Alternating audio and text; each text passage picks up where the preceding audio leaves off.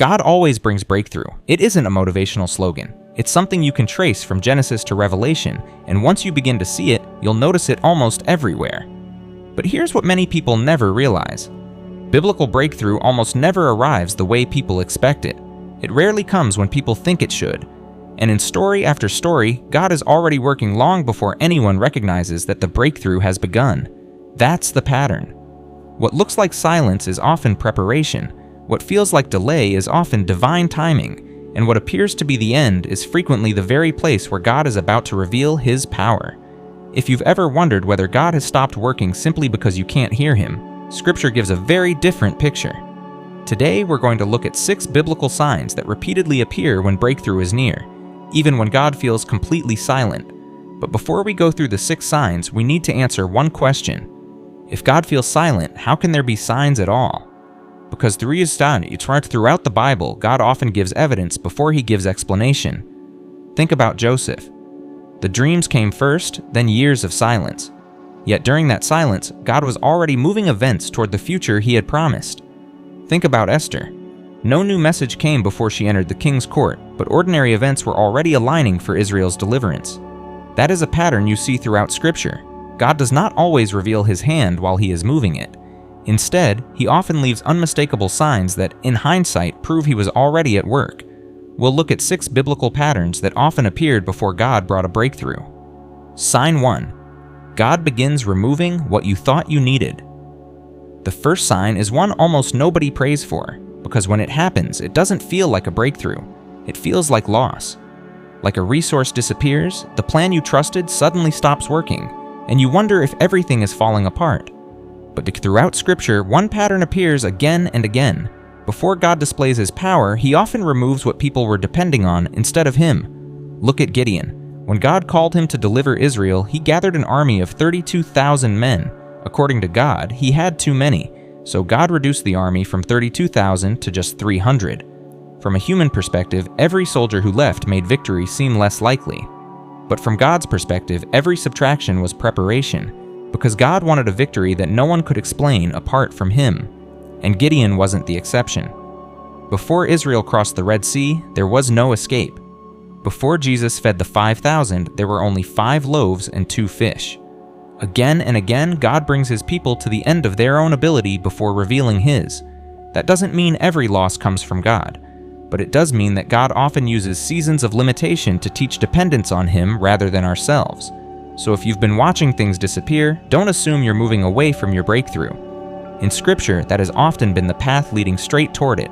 But here's where the pattern gets even more fascinating. After God removes what people are trusting in, He often begins His answer with something so small that almost everyone overlooks it. And that's exactly what the second sign reveals. Sign 2. God begins with something small. If we're honest, most of us expect breakthrough to arrive in a way that's impossible to miss. A dramatic answer, a sudden miracle, and an unmistakable change. But that's rarely how God works. One of the most consistent patterns in Scripture is that God often begins something great with something that seems far too small. Think about Elijah. After years of drought, God promised that rain was coming. Elijah sent his servant to look toward the sea. 6 times he came back with the same report. There's nothing. But on the 7th time, the servant said a cloud as small as a man's hand is rising from the sea. To anyone else, that tiny cloud would have looked insignificant. But Elijah immediately told King Ahab to prepare, because he recognized that when God starts moving, He often starts small. And within a short time, the sky turned black, the wind rose, and heavy rain covered the land. You see the same pattern throughout the Bible. A shepherd's sling defeated a giant. 5 loaves and 2 fish fed thousands. A jar of oil rescued a family from crushing debt. Again and again, God chooses small beginnings that no one expects. Why? Because small beginnings force us to pay attention to the one behind them instead of the size of what we see. So don't dismiss the small thing God has placed in front of you, the opportunity that seems insignificant, the conversation you almost ignored, the quiet nudge to take one simple step of obedience. In God's hands, small things often become the beginning of extraordinary outcomes. But there's another pattern that's even easier to miss. Sometimes God doesn't start by changing your circumstances at all. Instead, while everything appears silent on the surface, He's quietly arranging events behind the scenes in ways you won't recognize until much later. And that's the third sign. Sign 3. God is quiet, but His providence is not. This is where many believers become discouraged. They assume that if God isn't speaking, He isn't working. But the Bible paints a very different picture. Some of God's greatest breakthroughs happened during seasons when heaven seemed completely silent. Look at the story of Esther. There are no recorded miracles. No prophet delivers a message. No audible voice from God. In fact, God's name isn't even mentioned in the entire book. And yet, behind the silence, everything is being orchestrated with astonishing precision. A Jewish girl becomes queen. A plot against the king is recorded but forgotten. On the very night Haman plans to destroy Mordecai, the king cannot sleep. Instead of passing the time, he asks for the royal records to be read, and they happen to open to the account of Mordecai saving his life. None of those events looked miraculous on their own, but together they reveal something remarkable. While God appeared silent, He was arranging every detail for the exact moment His people needed deliverance. That's how God's providence often works. He doesn't always interrupt history with miracles. Sometimes He directs history through ordinary events. Joseph couldn't see it in prison. Ruth couldn't see it while gleaning in Boaz's field. Esther couldn't see it inside the palace. But later, every piece fit together perfectly. If God feels silent in your life, don't assume He's absent. Silence is not the same as inactivity. The God who works all things together for good is often accomplishing His greatest work where human eyes see only coincidence. That leads to the fourth sign.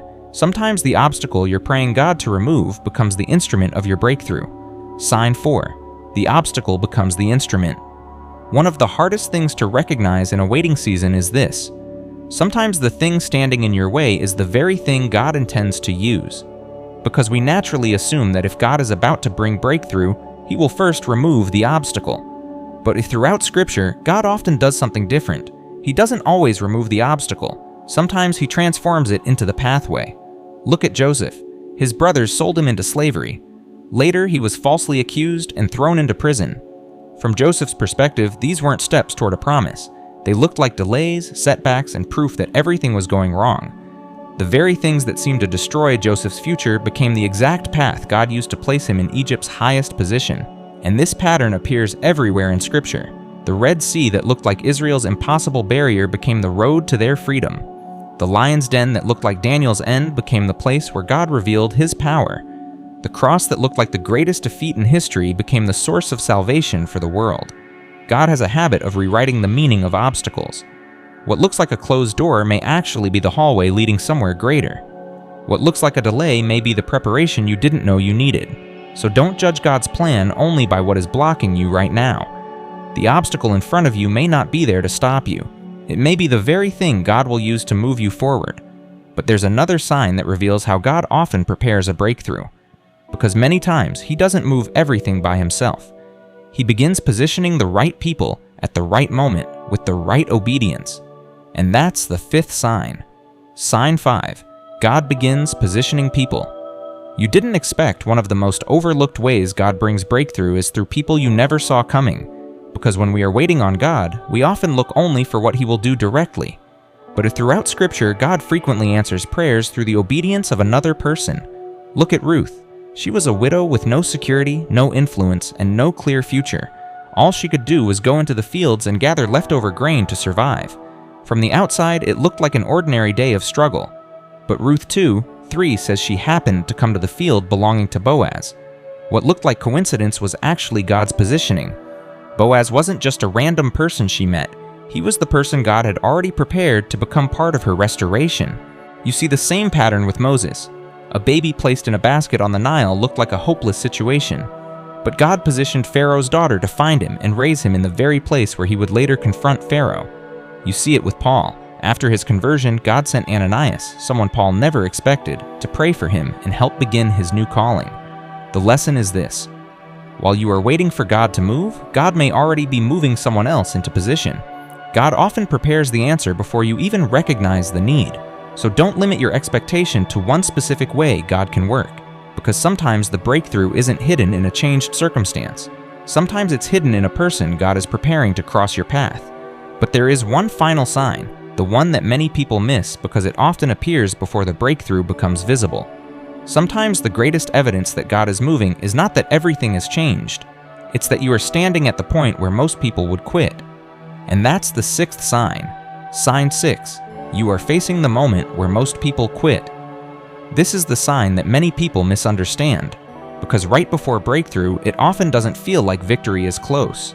It feels like nothing is working, and it feels easier to walk away than to keep believing. But throughout Scripture, the final stretch before breakthrough is often the moment when faith is tested the most. Look at the Israelites in the wilderness. They had already seen God part the Red Sea. They had already witnessed His power. Yet when they reached the edge of the Promised Land, fear caused an entire generation to turn back. They were closer than they realized. Think of the 4 lepers in 2 Kings 7. Facing starvation, they chose to move forward, only to discover the enemy had already fled, and God had already prepared their breakthrough. It's a pattern we see throughout Scripture. People often think it's over when God is about to turn everything around. He is working with what we cannot yet see. So if you're tired, tempted to quit, or wondering if it's worth holding on, remember this: God's silence is not His absence. The people who experienced His greatest breakthroughs were often those who kept trusting when nothing seemed to change.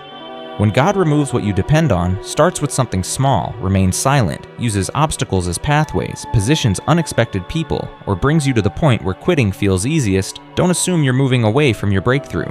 You may be closer than you think. Joseph couldn't see the palace from prison. David couldn't see the throne from the cave. The disciples couldn't see the resurrection from the cross. They saw only part of the story, but God saw the ending. So don't let this chapter convince you the author has forgotten you. A seed is buried before it becomes a harvest, and a promise often looks impossible before it becomes a testimony. Stay faithful where you are, because the God who began your story is still writing its ending.